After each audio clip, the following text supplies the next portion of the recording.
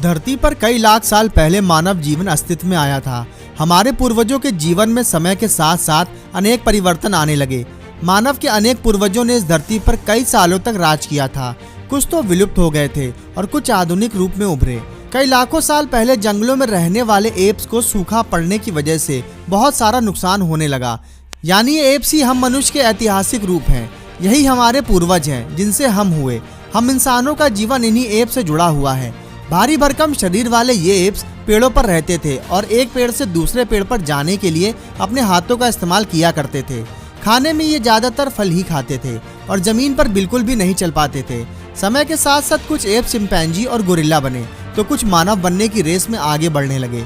जंगलों में सूखा पड़ने की वजह से पेड़ पौधे खत्म होने लगे और एप्स को रहने के लिए खाने की समस्या होने लगी, क्योंकि अब उनके पास ना तो रहने के लिए कुछ बचा था और ना ही खाने के लिए। और सालों बाद समय के हालात के साथ समझौता करते हुए एक और प्रजाति ने जन्म लिया जिसका नाम था आर्डिपेथिकस रेमिडस, जिन्होंने धरती पर रहना शुरू किया था और उन्हें अपने खाने के लिए कुछ न कुछ ढूंढ कर लाना पड़ता था, जिसके लिए इन्हें पैरों का इस्तेमाल करके चलना था।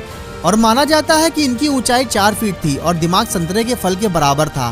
फिर लगभग 30 साल बाद जन्म लिया होमो हैबिलिस ने, जिनका शरीर बढ़ते समय के साथ अब काफी बदल चुका था। उन्होंने पत्थर से हथियार बनाना शुरू कर दिया था और इन्हीं हथियारों का इस्तेमाल औजार बनाने के लिए शुरू कर दिया था। औजार बनाना कोई आसान काम नहीं था। भारी पत्थरों से औजार बनाने से इनकी उंगलियों की बनावट बदल गई और वो पहले के मुकाबले और भी मजबूत हो चुके थे। हजारों साल तक यूं ही इनमें विकास होता चला गया और उनके बाद जो प्रजाति धरती पर आई वो थे होमो इरेक्टस, जो ज्यादातर एक साथ समूह में रहकर अनेक प्रकार के जानवरों का शिकार किया करते थे। और यही से कहानी शुरू हुई उनके परिवार को बढ़ाने की। उस समय उनके पास ना तो घर था और ना ही छत। खुले आसमान के नीचे जमीन पर ही एक समूह में रहते थे, खाते पीते थे, शिकार करते थे और सोते थे। इस प्रजाति की महिलाओं और पुरुष के शरीर की बनावट बिल्कुल एक जैसी थी। इन्होंने ही आग का आविष्कार किया था। आग का इस्तेमाल और दूसरे जानवरों से बचने के लिए मांस को पकाकर खाया करते थे। आग पर पकाकर खाने से मांस काफी नरम हो जाता था, जिससे उसे खाने में और पचाने में आसानी होने लगी।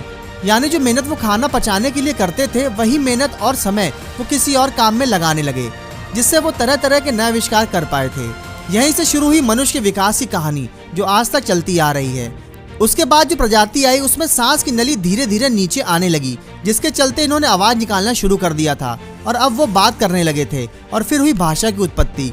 यानी हम मनुष्य के पूरी तरीके से विकसित शरीर का इतिहास 2 लाख साल पुराना है, जो आप समझ सकते हैं कि हमारे पूर्वज इस धरती पर बीते लाखों साल से कैसे कैसे रहते हैं।